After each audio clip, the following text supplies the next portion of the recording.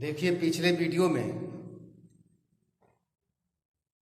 हमने बताया था आपको कि गोलीय दर्पण में प्रतिबिंब कैसे बनते हैं। आज के वीडियो में हम आपको ये बताएंगे कि जो दर्पण है, दर्पण के से वस्तु की दूरी, दर्पण से प्रतिबिंब की दूरी, इमेज की दूरी और दर्पण की फोकस दूरी, ये इनकी चिन्ह परिपाटी क्या है, साइन क्या है इनका, अर्थात गोलीय दर्पण में चिन्ह परिपाटी और साइन या sign convention for spherical mirror. अगर आप इस चीज को समझ जाते हैं, चिन्ह परिपाटी, क्योंकि बिना इसके जो इसके न्यूमेरिकल्स हैं वो आप हल नहीं कर सकते, तो चिन्ह परिपाटी आपको समझना नितांत आवश्यक है।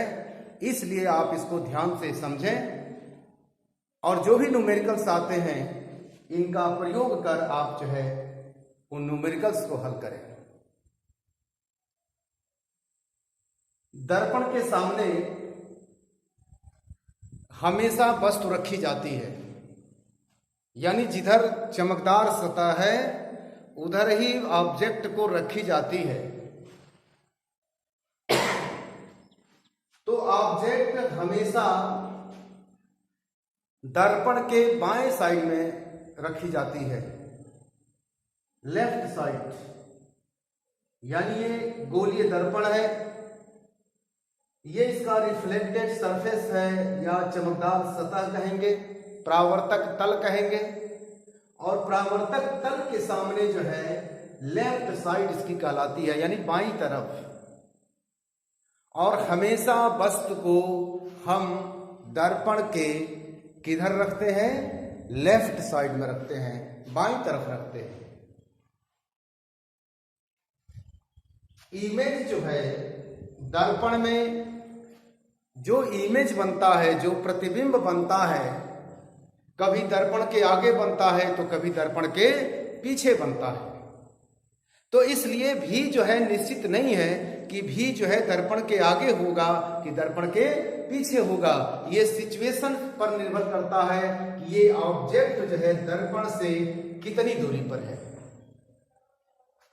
और कौन सा दर्पण है और कौन सा दर्पण है, ये इस पर निर्भर करता है। ये जो फोकस दूरी एफ होती है, स्मॉल एफ, कैपिटल एफ जो है दर्पण का फोकस है, और एफ और पी के बीच की दूरी एफ कहलाती है। ऑब्जेक्ट वस्तु और दर्पण के बीच की जो दूरी है उसको हम स्मॉल यू लिखते हैं, यानी दर्पण से वस्तु की दूरी, यानी distance of object from mirror, इसको हम स्मॉल यू लिखते हैं। दर्पण से इमेज की दूरी, प्रतिबिंब की दूरी को हम भी लिखते हैं, स्मॉल भी लिखते हैं। और दर्पण की जो फोकस दूरी है उसको हम स्मॉल एफ से डिनोट करते हैं। तो जहां यू लिखा हो, जहां उसको हम दर्पण से वस्तु की दूरी समझेंगे, जहां स्मॉल भी लिखा हो उसको हम प्रतिबिंब की दूरी समझेंगे, और जहां स्मॉल एफ लिखा हो उसको हम दर्पण की फोकस दूरी समझेंगे। अब जरा इस चित्र पर ध्यान दें आप, ये तीनों दूरियां हमने इसमें दर्शाया है। इसमें जो सी और पी से होकर के जाने वाली जो रेखा है, सी और पी से होकर जाने वाली रेखा जो है, इसी को हम कहते हैं मेन एक्सिस, मुख्य अक्ष कहते हैं। तो बिंदु सी और पी से होकर जाने वाली रेखा क्या कहलाती है, मेन एक्सिस, मुख्य अक्ष कहलाती है दर्पण की। इस मुख्य अक्ष पर आप देखेंगे कि वक्रता केंद्र है, वस्तु जो रखी जाती है मुख्य अक्ष पर ही रखी जाती है। इसका जो इमेज भी बनता है हम इसको मुख्य अक्ष से ही इसकी दूरी नापते हैं, मुख्य अक्ष पर ही इसकी दूरी नापते हैं, इमेज की भी। तो वस्तु की भी दूरी हम किस पर नापते हैं? मुख्य अक्ष पर ही नापते हैं। प्रतिबिंब की जो दूरी है उसको भी हम किस पर नापते हैं? मेन एक्सिस पर ही, मुख्य अक्ष पर ही नापते हैं। और जो फोकस दूरी है इसको भी हम मुख्य अक्ष पर ही मापते हैं। इसमें एक चीज है वस्तु की लंबाई। वस्तु ऐसे सीधा खड़ा है तो आप यहां देख सकते हैं कि वस्तु जो है इस मुख्य अक्ष पर परपेंडिकुलर खड़ा है, यानी इसकी अपनी एक हाइट है। इसकी जो है क्या है? हाइट है। इसको हम चाहे तो h1 लिख सकते हैं, हाइट को h1, और इमेज जो है उसकी हाइट को हम h2 लिख सकते हैं।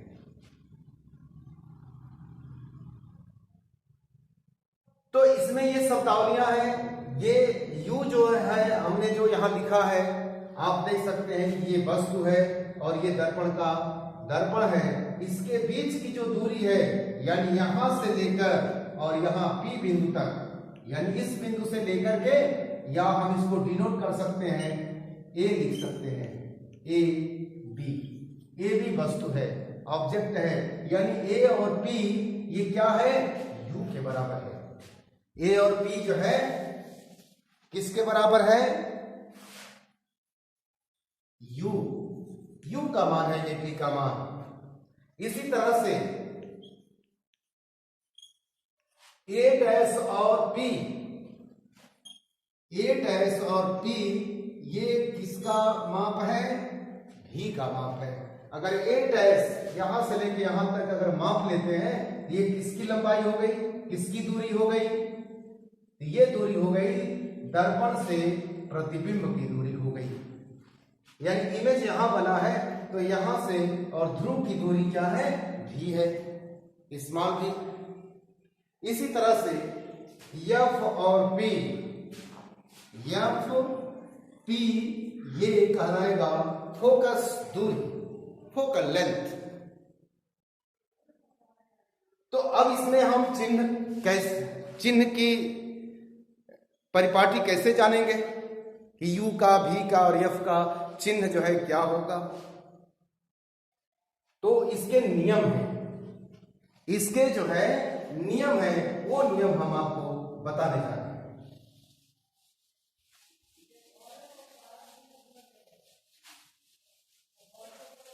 पहला नियम क्या है?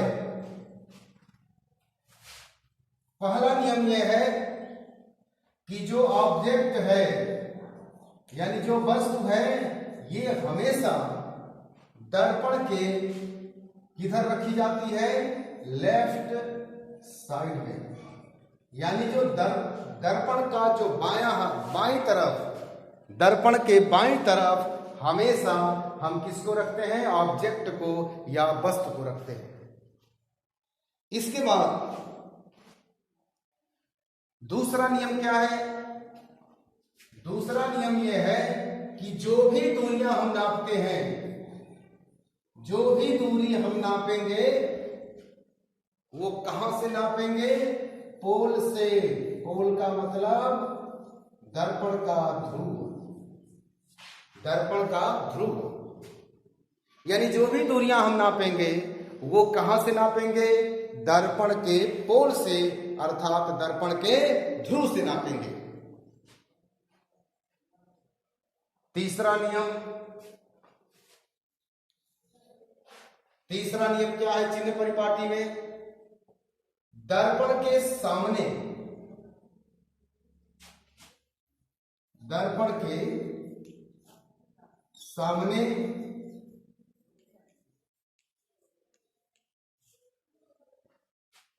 दर्पण के सामने जो कुछ भी होगा, जो कुछ भी होगा, चाहे वस्तु हो, चाहे प्रतिबिंब हो, चाहे फोकस हो, यानी दर्पण के सामने जो कुछ होगा उसका चिन्ह जो है निगेटिव होगा, ऋणात्मक होगा, निगेटिव। तो चिन्ह परिपाटी में ये समझ लें कि यह जो दर्पण है, दर्पण के आगे चाहे U हो, चाहे V हो, चाहे F हो, जो कुछ भी होगा वो सब के सब क्या होगा, ऋणात्मक होगा। उसका चिन्ह क्या होगा, ऋणात्मक होगा। चौथा नियम क्या है, तो अगर ऋणात्मक होगा दर्पण के आगे, दर्पण के आगे अगर चिन्ह ऋणात्मक है और वस्तु हमेशा जो है दर्पण के बाईं तरफ, दर्पण के सामने हमेशा वस्तु रखी जाती है, तो U का चिन्ह क्या होगा, ऋणात्मक होगा। क्या होगा, ऋणात्मक होगा। दूसरा चीज, अगर भी दर्पण के सामने है, दर्पण के आगे है, यानी दर्पण के पीछे नहीं है, तो भी क्या होगा, ऋणात्मक होगा। यहां देख सकते हैं कि इसमें भी जो है दर्पण के क्या है, आगे है, इसलिए भी का चिन्ह भी क्या होगा, ऋणात्मक होगा। अगर इमेज दर्पण के पीछे बनता, अगर इमेज जो है दर्पण के पीछे बनता, तो इमेज का जो चिन्ह होता वो पॉजिटिव होता, वो धनात्मक होता। अगला नियम क्या है कि दर्पण के पीछे, बिहाइंड द मिरर, दर्पण के पीछे जो कुछ भी होगा उसका चिन्ह क्या होगा, पॉजिटिव होगा। यानी अगर ये भी दर्पण के पीछे होता, जैसा कि उत्तल दर्पण में होता है, हमेशा उत्तल दर्पण में हमेशा प्रतिबिंब कहां बनता है, पीछे बनता है। उत्तल दर्पण में आप देख सकते हैं कि इधर ऑब्जेक्ट है, ये इसका फोकस है, तो यहां जो है इमेज कहां बनता है, दर्पण के पीछे बनता है, इसलिए उत्तल दर्पण में भी का मान धनात्मक होता है, और जबकि अवतल दर्पण में ये भी का मान यहां इस चित्र में ऋणात्मक है। अगर ये इमेज दर्पण के पीछे बनेगा तो धनात्मक हो जाएगा। इसी तरह से फोकस देख लें, फोकस दूरी, फोकस दूरी जो है दर्पण के आगे है, फोकस दूरी जो है वो कहां है, दर्पण के आगे है, इसलिए यहां फोकस दूरी धनात्मक होगी कि ऋणात्मक, ऋणात्मक होगी, क्योंकि जो नियम है कि इन फ्रंट ऑफ मिरर, यानी दर्पण के आगे जो कुछ भी होगा, यू भी एफ में से जो कुछ होगा वो ऋणात्मक होगा। तो इसमें जो है अवतल दर्पण में जो फोकस होता है वो क्या होगा, ऋणात्मक होगा। लेकिन उत्तल दर्पण में फोकस किधर है, दर्पण के पीछे है। उत्तल दर्पण में ये फोकस किधर है, दर्पण के पीछे है, इसलिए इसमें जो फोकस होगा वो धनात्मक होगा। अर्थात उत्तल दर्पण में U का मान ऋणात्मक होता है हमेशा, दोनों दर्पणों में U का मान सब में ऋणात्मक होता है।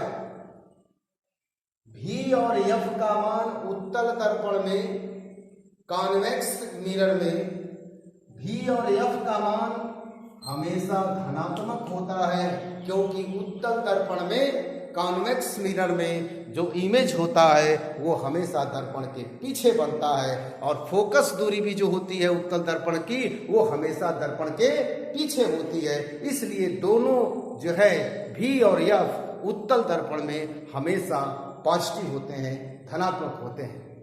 लेकिन अवतल दर्पण में निश्चित नहीं है। जैसे अवतल दर्पण में अगर वर्चुअल इमेज बनता है, आभासी इमेज बनता है, तो उस समय अवतल दर्पण में इमेज जो है दर्पण के पीछे बनता है, तब जाके भी जो है धनात्मक होता है। और बाकी U और F अवतल दर्पण में हमेशा ऋणात्मक होता है। तो इस चिन्ह को, इस परिपाटी को आप समझ लेंगे कि अवतल दर्पण में हमेशा U ऋणात्मक होता है और F हमेशा ऋणात्मक होता है। एक कंडीशन आता है अवतल दर्पण में कि जब वर्चुअल आभासी प्रतिबिंब बनता है तो उस समय भी धनात्मक होता है, आने को हमेशा ऋणात्मक होता है अवतल में। लेकिन उत्तल दर्पण में आप देख सकते हैं कि U हमेशा ऋणात्मक और V और F हमेशा धनात्मक होता है। इस चीज को आप याद रखेंगे। तो ये F और V ये उत्तल दर्पण में हमेशा क्या होंगे? धनात्मक होंगे। याद रखेंगे आप इसे। अगला नियम क्या है? अगला नियम क्या है? पांचवा नियम क्या है कि दर्पण के मुख्य अक्ष के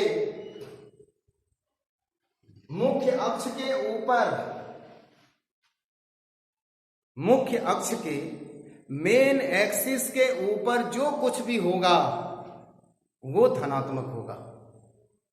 मुख्य अक्ष के ऊपर यानी अपवर्ड द मेन एक्सिस, यानी मुख्य अक्ष के ऊपर जो परपेंडिकुलर लंबवत ऊपर जो कुछ होता है, यहां से मुख्य अक्ष शुरू होता है, ये मुख्य अक्ष है। और इस मुख्य अक्ष के ऊपर जो परपेंडिकुलर खड़ा है ये क्या है? वस्तु की लंबाई है। वस्तु की लंबाई है। तो मुख्य अक्ष के ऊपर की चीजें धनात्मक होती हैं। मुख्य अक्ष के ऊपर की चीजें धनात्मक होती है, चाहे वो दर्पण के आगे हो या दर्पण के पीछे हो। तो जैसे आपने इसके पहले अभी जो चित्र बनाया था हमने उत्तल दर्पण का, ये इसका F है, ये C है, ये इमेज है, यहां इसका इमेज बना है, यानी ये V है, ये U है और ये F है यहां से लेके यहां तक। तो ये मुख्य अक्ष है। यह जो है ये क्या है? इसका मुख्य अक्ष। मुख्य अक्ष के ऊपर देखेंगे कि वस्तु भी है। मुख्य अक्ष के ऊपर क्या है? वस्तु है। तो जो वस्तु की ऊंचाई है उसका चिन्ह क्या होगा? पॉजिटिव होगा। तो यह जो नियम है कि जो मेन एक्सिस है, मुख्य अक्ष के ऊपर की चीजें क्या होती हैं? धनात्मक। यानी जो वस्तु की लंबाई है वो हमेशा धनात्मक होगी। कब? जब वो मुख्य अक्ष के ऊपर होगी तब। यानी यहां U का मान क्या, यहां H का मान क्या होगा? धनात्मक होगा। यानी जो वस्तु की लंबाई है वो धनात्मक होगी। इमेज कहां है? अब इमेज नीचे है, यानी मुख्य अक्ष के नीचे। अर्थात पहला ये जो नियम था कि मुख्य अक्ष के ऊपर की चीजें धनात्मक हैं, तो यहां इस उत्तल दर्पण में देख के बताए कि यह जो वस्तु है इसका चिन्ह क्या होगा? क्योंकि ये मुख्य अक्ष के ऊपर है, चाहे दर्पण के आगे हो या दर्पण के पीछे हो, इसलिए इसका चिन्ह क्या होगा? ऑब्जेक्ट की ऊंचाई का, वस्तु की ऊंचाई का चिन्ह क्या होगा? पॉजिटिव होगा। इधर इमेज जो बना है, जो प्रतिबिंब बना है, ये दर्पण के भले पीछे है लेकिन ये इधर है, ऊपर है, मेन एक्सिस के ऊपर है, इसलिए यहां जो इमेज की लंबाई है ये भी क्या होगी? पॉजिटिव होगी। अर्थात उत्तल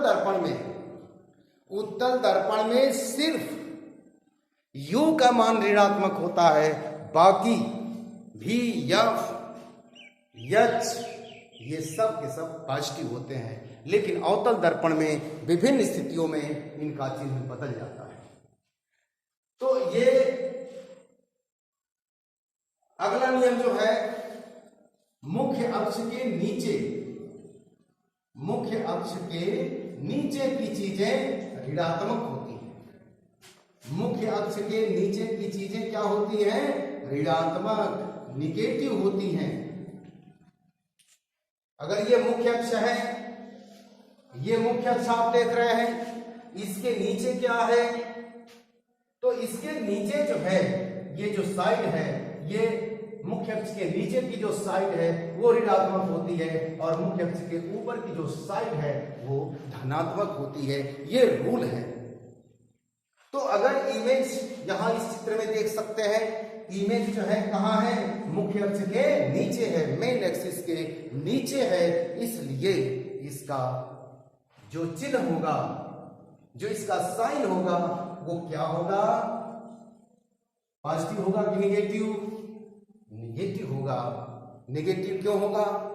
क्योंकि यह मेन एक्सिस के में जो नीचे की साइड है, डाउनवर्ड है, नीचे की साइड है, उधर है, इसलिए इस इमेज का जो ऊंचाई है, जो इमेज की लंबाई है, इसका चिन्ह क्या होगा? ऋणात्मक होगा।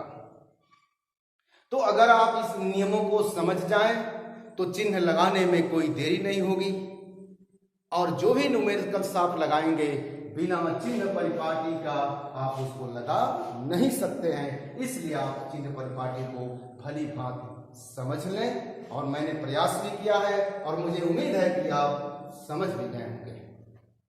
अब इसके बाद मैं आपको बताऊंगा कि जो distance of mirror from distance of object from mirror, जैसे कि u, distance of image from pole या दर्पण as a v, distance of focal length या फोकल लेंथ, या इन तीनों में संबंध क्या है, या कहें मिरर फार्मूला क्या है।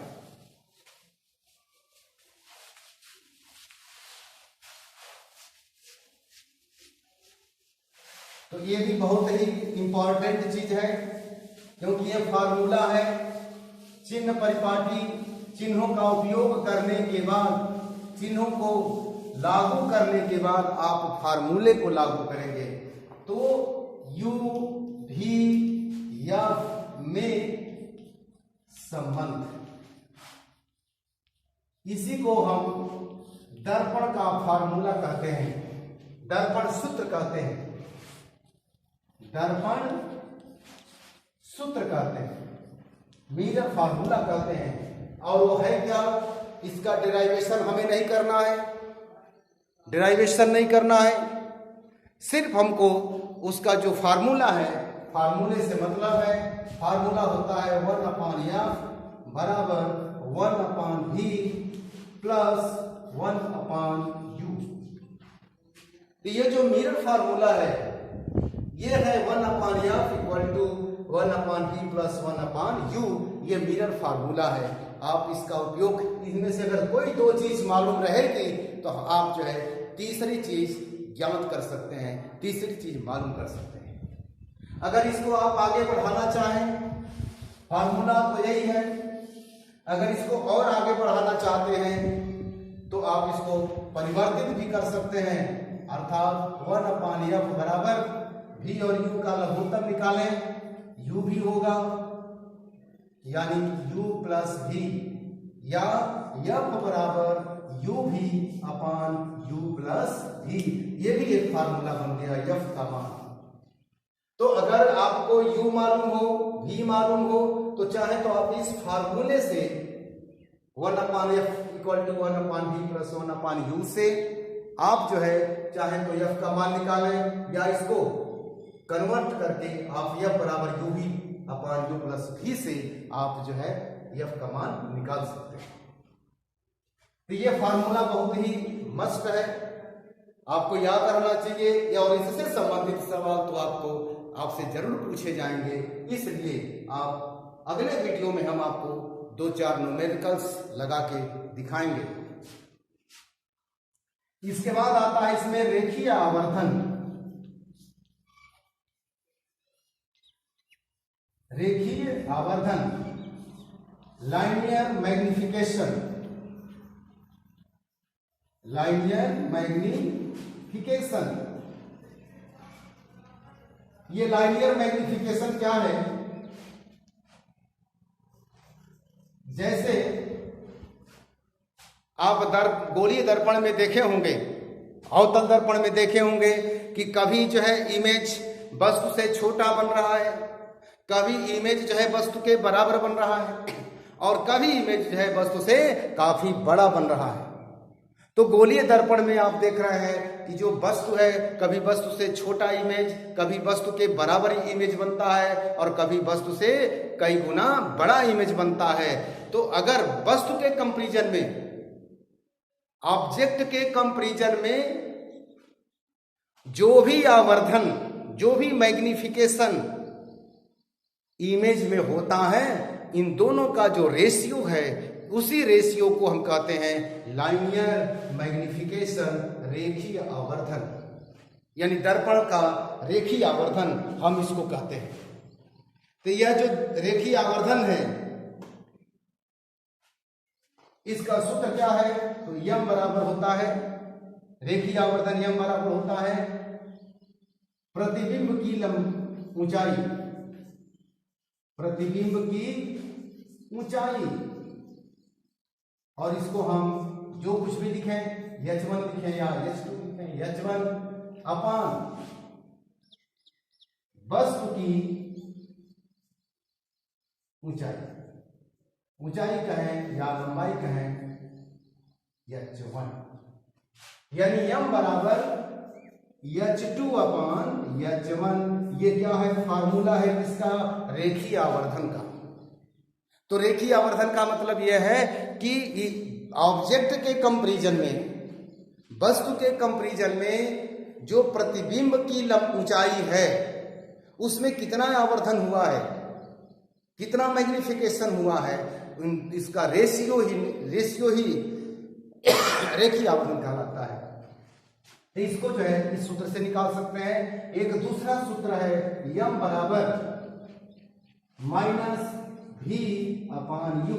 यह भी एक सूत्र होता है रेखीय आवर्धन का, जो प्रतिबिंब की दूरी है दर्पण से और जो वस्तु की दूरी है, दोनों का रेशियो, दोनों का अनुपात रेखीय आवर्धन के बराबर होता है। अर्थात यम बराबर h2 अपान h1 बराबर minus v upon minus u। ये फार्मूला होता है, इसका भी उपयोग आपको कहीं न कहीं करना पड़ेगा। तो इस तरह से ये दर्पण से संबंधित चीजें हैं। इसके बाद हम आपको अगले वीडियो में कुछ न्यूमेरिकल्स हम आपको हल करके दिखाएंगे, और उम्मीद करते हैं कि ये चीजें आप समझ गए होंगे। धन्यवाद।